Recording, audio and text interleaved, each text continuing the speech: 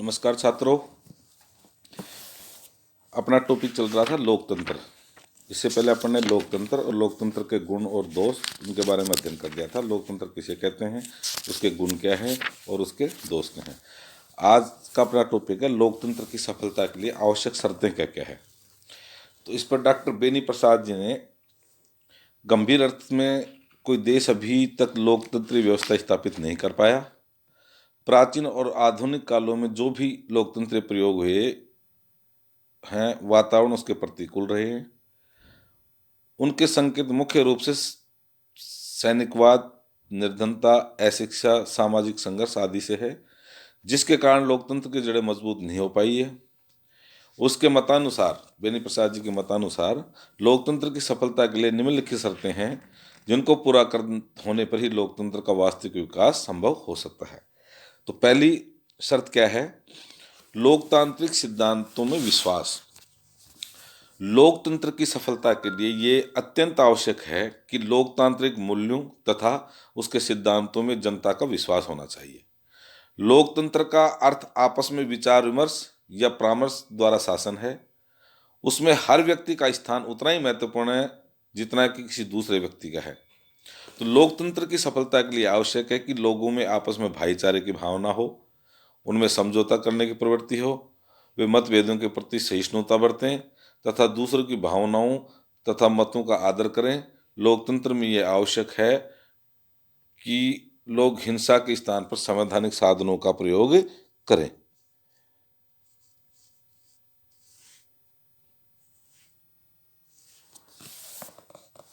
अच्छा, दूसरी है समुचित शिक्षा। दूसरा है समुचित शिक्षा। लोकतंत्र की सफलता के लिए नागरिकों का शिक्षित होना अत्यंत आवश्यक है। सार्वजनिक शिक्षा के अभाव में लोकतंत्र अधिक समय तक नहीं टिक सकता। अज्ञान और अशिक्षा के कारण नागरिकों का विवेकपूर्ण दृष्टिकोण नहीं बन पाता और सार्वजनिक मामलों में अपना मत प्रकाशित नहीं कर सकते। तो शिक्षा के अभाव में नागरिक अपने अधिकार और कर्तव्यों को नहीं समझ पाते तथा सरकार के कार्यों का सही मूल्यांकन भी नहीं कर पाते। शिक्षा में वृद्धि और विवेक में वृद्धि होती है तथा नागरिकों को जागरूकता आती है। अतः आवश्यकता इस बात की है कि शिक्षा के द्वार सभी नागरिकों के लिए समान रूप से खुले हुए हैं। तो समुचित शिक्षा होनी चाहिए। तीसरा है जनता की जागरूकता। प्रबुद्ध होने के साथ साथ नागरिकों में जागरूकता होनी भी आवश्यक है। उन्हें सार्वजनिक कार्यों में सक्रिय रूप से भाग लेना चाहिए। उन्हें दूसरे के अधिकारों की रक्षा के लिए हमेशा तैयार रहना चाहिए तथा निरपराध लोगों को कष्ट झेलने ते हुए चुपचाप नहीं देखना चाहिए। अतः जागरूकता ही स्वतंत्रता तथा लोकतंत्र की रक्षा का मूल्य है। चौथी है आर्थिक विषमता का अंत। लोकतंत्र की सफलता के लिए ये बहुत आवश्यक है कि समाज में आर्थिक विषमता का अंत हो। जब तक समाज में आर्थिक समानता स्थापित नहीं होती तब तक राजनीतिक स्वतंत्रता व समानता का कोई मूल्य नहीं होता। इसलिए लोकतंत्र को सफलता के लिए आर्थिक विषमता का अंत आवश्यक है। पांचवा है सामाजिक समानता तथा एकता की भावना। सामाजिक समानता तथा सामाजिक न्याय लोकतंत्र की एक मौलिक आवश्यकता है। सामाजिक समानता से तात्पर्य है कि समाज में जन्म, जाति, रंग, धर्म, संप्रदाय आदि के भेदभाव के बिना प्रत्येक व्यक्ति के व्यक्तित्व का समान आदर प्राप्त होता है। समाज में कोई वर्ग सुविधा रहित ना हो। सामाजिक न्याय का मतलब यह है कि लोकतंत्र के द्वार सबके लिए खुले हों तथा सभी व्यक्तियों का समान अधिकार प्राप्त हो। इसलिए लोकतंत्र की सफलता के लिए सामाजिक समानता और एकता की भावना जरूरी है। छठा है नागरिकों का उच्च नैतिक स्तर। लोकतंत्र की सफलता के लिए ये नितांत आवश्यक है कि नागरिकों का चरित्र उच्च स्तर का होना चाहिए। नागरिक ईमानदार हों, उनमें स्वार्थ के स्थान पर परमार्थ तथा कर्तव्य तथा वे सेवा भाव से ओतप्रोत हों। अपने मताधिकार का प्रयोग किसी लालच के वशीभूत होकर ना करें। इसलिए नागरिकों का उच्च नैतिक स्तर होना चाहिए। सातवां है नागरिक स्वतंत्रताएं। लोकतंत्र की सफलता के लिए सभी व्यक्तियों को नागरिक स्वतंत्रताएं प्राप्त होनी चाहिए। नागरिक स्वतंत्रताओं से यहाँ मतलब ये है कि लोगों को विचार और अभिव्यक्ति की स्वतंत्रता, साहित्य समाचार पत्रों के प्रकाशन की स्वतंत्रता तथा सभा करने तथा संगठन बनाने की स्वतंत्रता प्राप्त होनी चाहिए, जिससे स्वस्थ लोकतंत्र का निर्माण होता रहे। प्रेस की स्वतंत्रता लोकतंत्र की एक अनिवार्य आवश्यकता है। स्वतंत्र एवं निष्पक्ष प्रेस एक और जनता को सही तथ्य घटनाओं से परिचित करवाता है तो दूसरी ओर जनता के कष्टों का ध्यान आकर्षित करवाता है। इस प्रकार शासन और जनता के बीच एक कड़ी का काम करके स्वस्थ लोकतंत्र का निर्माण करने तथा शासन पर नियंत्रण रखने का काम करता है। आठवां है विवेकशील नेतृत्व। लोकतंत्र की सफलता के लिए बहुत कुछ उसके नेतृत्व पर निर्भर करता है। एक लोकतांत्रिक शासन में देश के नेता समाज को बहुत लाभ अथवा बहुत हानि दोनों ही पहुंचा सकते हैं। अतः यह आवश्यक है कि नेताओं का चरित्र उच्च कोटि का हो, उनमें दृढ़ संकल्प की शक्ति हो, उनके निर्णय विवेकपूर्ण हो तथा उनमें पहल करने की क्षमता हो। देश के नेताओं की खुशामद, चापलूसी, भ्रष्टाचार, पक्षपात तथा व्यक्तिगत पूजा आदि से दूर रहना चाहिए, तभी वे देश का सही नेतृत्व प्रदान कर सकेंगे। 9वां है सैनिकवाद का अभाव। लोकतंत्र सही उन्हीं देशों में पनप सकता है जहां सैनिकवाद का अभाव हो। सैद्धांतिक दृष्टि से लोकतंत्र शक्ति एवं बल का विरोधी है, जबकि सैनिकवाद सत्ता के विकेंद्रीकरण तथा असीमित राज सत्ता के पक्ष में है। यह आज्ञा पालन की आवश्यकता पर बल देता है। डॉक्टर बेनी प्रसाद के अनुसार सैनिकवाद के कारण कभी इतिहास में पूर्ण लोकतंत्र व्यवस्था का विकास नहीं हो पाया और जब तक सैनिकवाद का बोलबाला रहेगा तब तक ऐसा कभी भी नहीं हो सकता है। 10वां है स्थानीय स्वशासन। लोकतंत्र की सफलता के लिए स्थानीय स्वशासन एक आधारशिला के रूप में कार्य करता है। इसे लोकतंत्र की प्राथमिक पाठशाला कहा जाता है। लोकतंत्र के सफल संचालन के लिए ये आवश्यक है कि जनता राजनीतिक रूप से शिक्षित हो। स्थानीय स्वशासन जनता को शासन के कार्यों में भाग लेने का अवसर प्रदान करके सार्वजनिक कार्यों के प्रति उसकी रुचि पैदा करता है।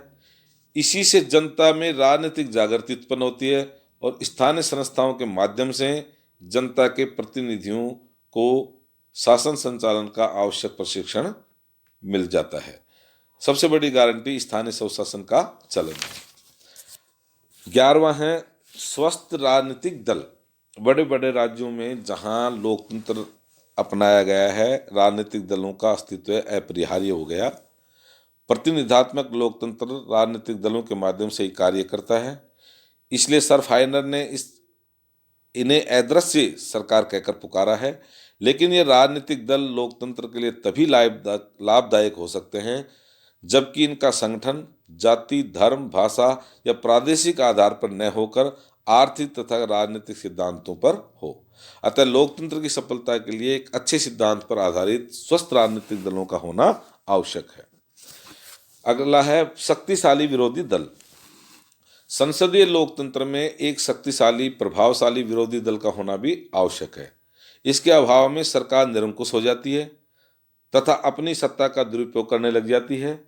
एक शक्तिशाली राजनीतिक विरोधी दल की सरकार से आलोचना करके उसकी निरंकुशता पर नियंत्रण रखता है तथा उसे जनहित के कार्य के लिए बाध्य करता है। अगला है सहिष्णुता की भावना। लोकतंत्र में शासन का संचालन बहुमत प्राप्त दल के द्वारा किया जाता है। इसमें सदैव यह भय बना रहता है कि बहुमत प्राप्त सत्तारूढ़ दल अल्पसंख्यकों के ऊपर अपनी मनमानी करता है। इससे वर्ग संघर्ष की सी स्थिति बन जाती है। अतः लोकतंत्र के सफल संचालन के लिए आवश्यकता इस बात की है कि बहुमत प्राप्त सत्तारूढ़ प्राप्त दल अल्पसंख्यकों को उचित आदर प्रदान करे, शासन के संचालन में उनका सहयोग प्रदान करे तथा पक्षपात रहित न्यायपूर्ण ढंग से शासन का कार्य करे। दूसरी ओर अल्पमत प्राप्त विरोधी दलों को भी होना चाहिए कि इस बात पर सत्तारूढ़ दल का विरोध न करे, संविधान तथा कानून का सम्मान करें एवं शासन सत्ता पर अधिकार करने के लिए हिंसात्मक साधनों के स्थान पर संवैधानिक साधनों को अपनाएं। इस प्रकार दोनों परस्पर एक दूसरे के लिए सहिष्णुता बरतें। अगला है लिखित संविधान तथा स्वस्थ परंपराएं। लोकतांत्रिक शासन के संचालन के लिए लिखित संविधान अत्यंत आवश्यक है। लिखित संविधान द्वारा शासन के विभिन्न अंगों पर नियंत्रण रहता है, नागरिकों की स्वतंत्रता तथा अधिकारों की रक्षा होती है तथा एक कुशल शासन में कुशलता रहती है। और लोकतंत्र के जो आलोचक हेनरी मैन और तथा लेखी के अनुसार लोकतंत्र की सफलता के लिए लिखित संविधान होना आवश्यक माना गया है। अगला है शांति एवं सुरक्षा। लोकतंत्र की सफलता के लिए शांति एवं सुरक्षा की स्थापना अत्यंत आवश्यक है। यदि किसी राज्य में आंतरिक अशांति है तथा उसे बाहरी आक्रमण का खतरा है तो ऐसी स्थिति में लोकतंत्र पद्धति से शासन का संचालन संभव नहीं हो सकता। उदाहरण, युद्ध के समय निर्वाचन स्थगित कर दिए जाते हैं तथा शासन के प्रधान को अपरिमित शक्तियां सौंप दी जाती हैं। डॉक्टर धवन के अनुसार युद्ध से लोकतंत्र को क्षति पहुंचती है। युद्ध के समय विचार विमर्श द्वारा निर्णय लेने ही लोकतांत्रिक प्रक्रिया को अपनापन संभव नहीं होता है। इसके अलावा कुछ अन्य बातें हैं लोकतंत्र की सफलता के लिए, वो हैं पहली, नागरिक सेवाएं निष्पक्ष और राजनीतिक दल बंदी से पृथक हो, न्यायपालिका निष्पक्ष और स्वतंत्र हो, नागरिकों का जीवन स्तर ऊंचा हो, मौलिक बातों के संबंध में नागरिकों तथा राजनीतिक दलों में मैत्री की हो।